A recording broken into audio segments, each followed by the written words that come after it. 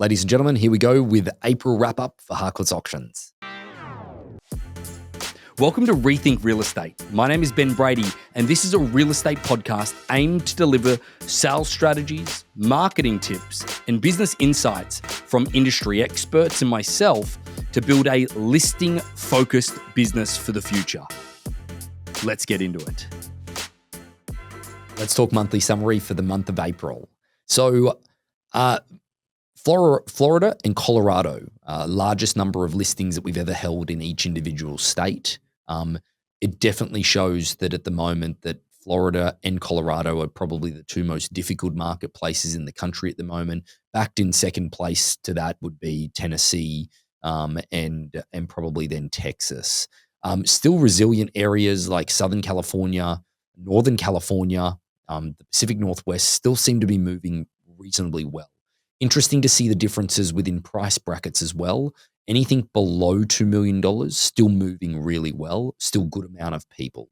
Between 2 and 5 million, I would say, maybe it might be 2 and 4 million, depending on where you are, it's pretty sluggish. I think they're the marketplaces where interest rates have definitely still not, it is a big impact. If you've got a couple $1 million mortgage, it is a significant amount of income that the rates are from a servicing perspective. There's no doubt about that.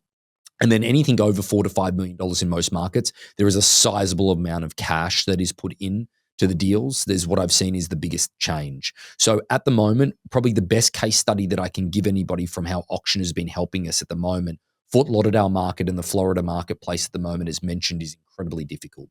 There was a property at Seminole Way. Lourdes is the listing agent on that property. Bidding to start from was $5.75 million. Was previously on the marketplace for 274 days. Did not get one offer. Had probably about 25 showings on the property over an 8-month window as traditional. We converted the property to an auction. It was previously listed at $6.5 million.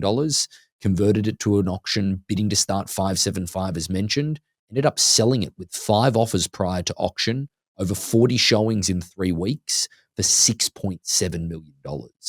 Now, funny where the buyers came from. Again, the buyers at that point were around $4 to $4.5 million. Never thought that they were going to go into that area of Fort Lauderdale, which was in the canals. This was open water as well. So very desirable. They didn't think that they could afford desirable open water.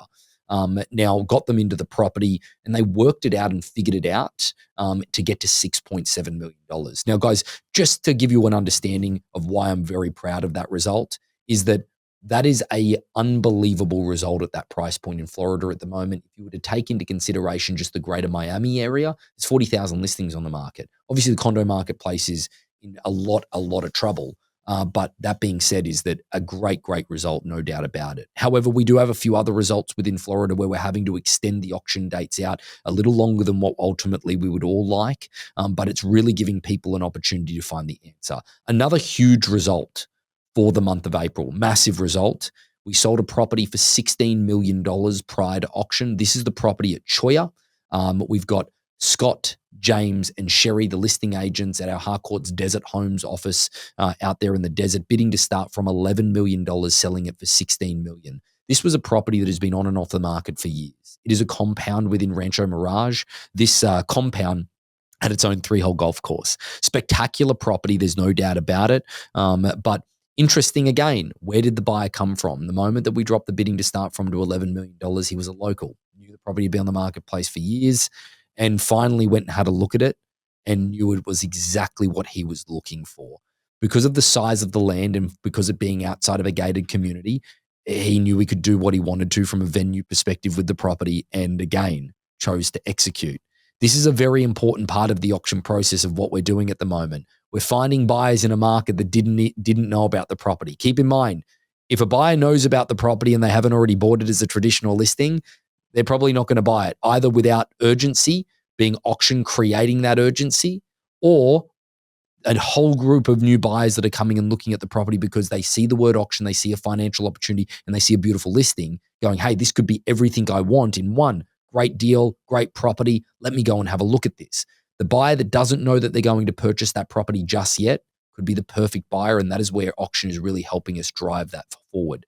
Now, I've highlighted 2 incredible results. bidding to start from 11 million, selling for 16 out in Rancho Mirage, okay, in California. The one bidding to start from 5.75 million, selling for 6.7. However, our success rate has definitely taken a hit in the month of April. There's no doubt about that. We are sitting at the moment at about 60% for the month of April. And again, that just speaks to the volume of listings where we have them at the moment, okay, in Colorado and in Florida. Now, the greater Denver area, there's definitely anything over $2 million is really sitting on the market. Also, the mountain communities as well. So we had a property in Steamboat. We've had a couple of others, also Crescent Butte and different places like that. Those second home marketplaces are definitely in a bit of a bad way at the moment. The buyers are really not seeing any urgency. We've been able to bring some results to the sellers. They haven't met the sellers' expectations because a few of them are new projects, a lot of new construction in the Colorado marketplace, and they can't accept what we've brought them. So that gives them an opportunity to say, no, I can't do that. I'm going to rent the property. We're coming up to the summer season as well. But this is one of the things that I just want to make sure we caution our sellers on. Just waiting is not the right outcome at the moment. We're getting into the warmer months at the moment. Inventory levels tick up and they're already very high in many of the marketplaces. So we need to be conscious of moving quickly to get a result. And what I mean by result, I don't mean it's sold. Auction is a tool to find out, is it going to get there in today's market, or do I just need to make a much more longer term plan? Don't sour your relationships by keeping it on longer than you should. Give them an answer, yes or no. Okay. Now, that being said, is that we definitely have seen some really positive results in Southern California, Northern California, and the Pacific Northwest. Those marketplaces still seem to be relatively resilient. Don't get me wrong, they are still facing the same challenges in the price points that I mentioned earlier, but there's less of a challenge. There's no doubt about that. Now, over on the over into Manhattan, over into the Hamptons, over up into Maine as well, definitely those marketplaces are not as great as they once were, but still not as affected as what we're seeing the Florida, Colorado marketplaces, Tennessee, and Texas at this point. Hopefully that gives you a little bit of a summary here, folks.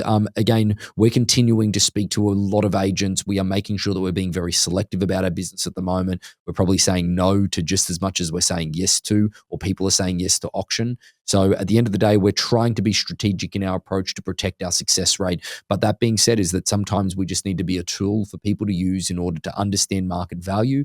Hopefully that then they'll return to us later. But again, it's still pretty exciting what we're doing, listing auctions in as many places as we possibly can and providing agents with solutions to show a seller something different rather than just a simple price reduction. Because definitely at the moment in many of the markets, the price reduction that they're considering won't even be, it would be a drop in the bucket, drop in the ocean as far as it's concerned in changing the perception of what they are. So using auction as that ultimate tool is still there. In the month of April, actually, we did a little over 47 presentations. Out of the 47s, we had 40 committed yeses. So that just goes to show that there is still a big appetite for the auction process. Again, some situations are not perfect, but that is the month of April. Thanks so much. So about 75% of our audience hasn't liked, followed, or subscribed to our podcast. It would mean the world to us, and it would help this podcast more than you know to expand our reach if you were to like, follow, or subscribe on any of the platforms that you're watching or listening on. Thanks again.